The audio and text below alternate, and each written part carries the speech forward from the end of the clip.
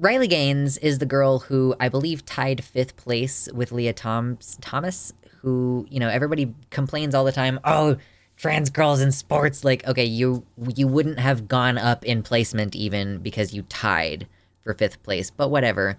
She's now made it her job to talk about trans people all the time, and she is now elected to make it her business to basically like ruin the future potential like possibilities of a trans teenager.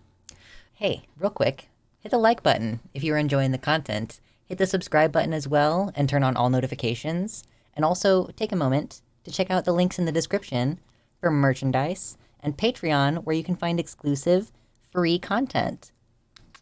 So we have this girl who has been playing like volleyball, I think, and she was revealed to be trans despite the fact that she has been stealth for like years. Like she's the ideal version. She's the ideal version of a trans person who came out when they were like 4 years old or whatever, and has never had testosterone in her body, like just completely like every step of the way being supported in her transition. The school doesn't know, nobody knows. And we're now in the business apparently of exploiting these teenagers and telling the world about their past, even when it is completely irrelevant. And Riley Gaines, of course, she's going on about, oh, we rescinded the scholarship from the male vying to play with the women. Sources say the coaches had no idea he is a male.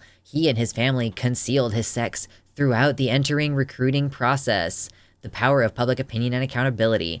Like, how can you say that this person is male in any meaningful fashion?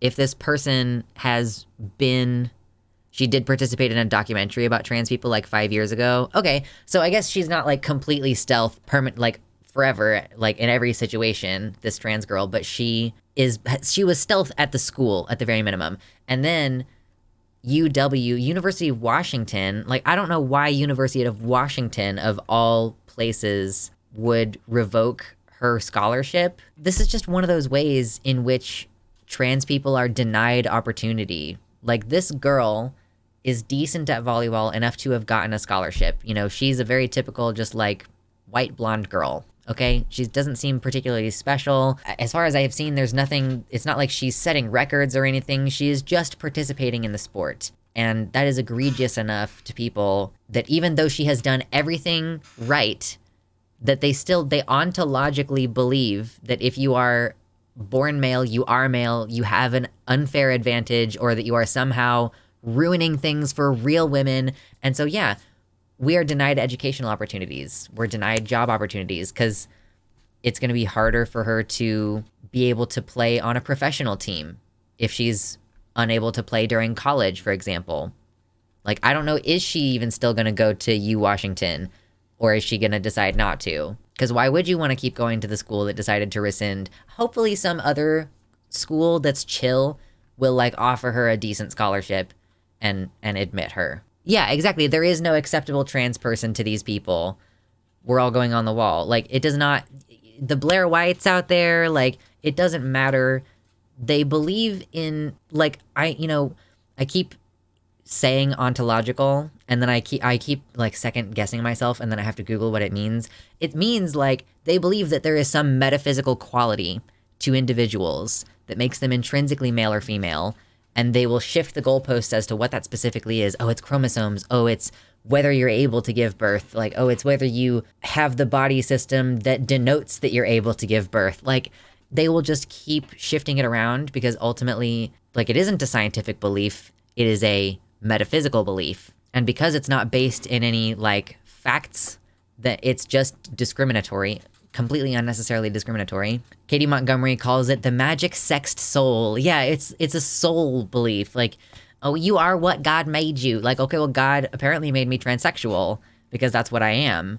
So, but that's not what they mean. They don't ever mean that. Yeah, TERFs have proved that it's never about men pretending to be women. They will pretend as though it's this thing where they're trying to protect women from, well, I mean, kind of, it is still that. I mean, they say, oh, it's about preventing men from trying to get into women's spaces to hurt them, right? Like, I think that that's kind of what you're referring to. But ultimately what this is believing that trans women are men pretending to be women and thus denying real women opportunities. Like, that is another facet to this. It's not just, oh, we believe that men are pretending to be women in order to be sexually creepy in women's bathrooms or whatever. They do also genuinely believe, apparently, that regardless of any amount of how long you've been trans, how much you don't have a biological advantage, quote unquote, which we don't really see bearing out anyway, like, it's just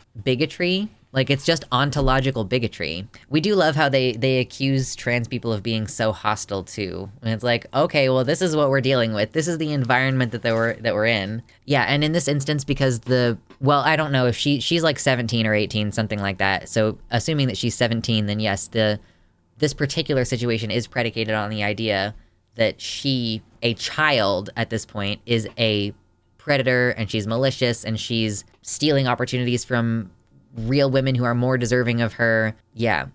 I mean, they've been dehumanizing our children this entire time. You know, any of the infantilization of trans youth, claiming that they don't know very basic facts about themselves, that they, you know, if they show repeatedly and demonstrably for a number of years that they're persistent and consistent with their identities, that they just can never be believed, because there apparently is no such thing as a trans person until they turn 18. I had someone in my comments recently saying that they also believe that there is no such thing as a gay person until the age of 18. I'm just like, wow, how does it feel to have just come out of the closet? Like, apparently you just decided to repress. Protect the children from the bad children. Yeah, like, I repeatedly using male pronouns, calling her male, like, it is on some level trying to make her seem predatory. What it's about is about cis TERFs protecting their privileged social status, and they believe that transness, bringing gender into question, is an existential threat to their limited access to wealth within patriarchy.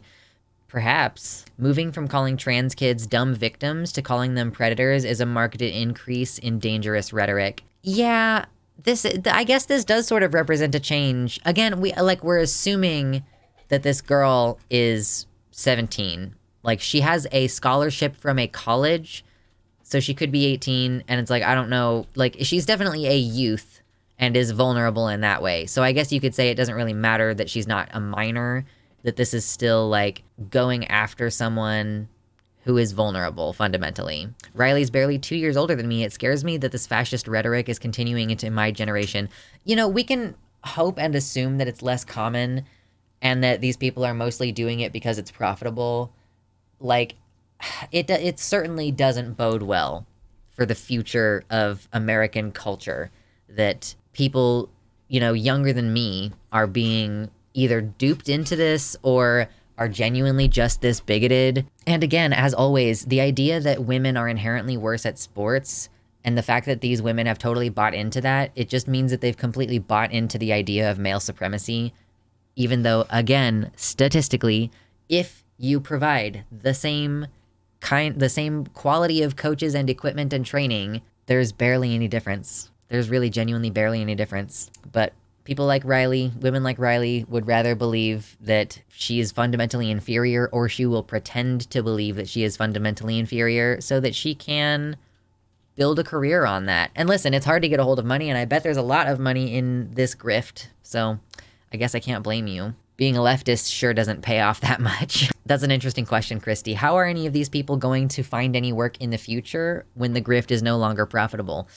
I don't know. Is the grift ever not going to be profitable? We'll have to see. Ann Coulter recently argued that women should no longer be allowed to vote. Oh my goodness. I just wish that hate wasn't so profitable. It sucks.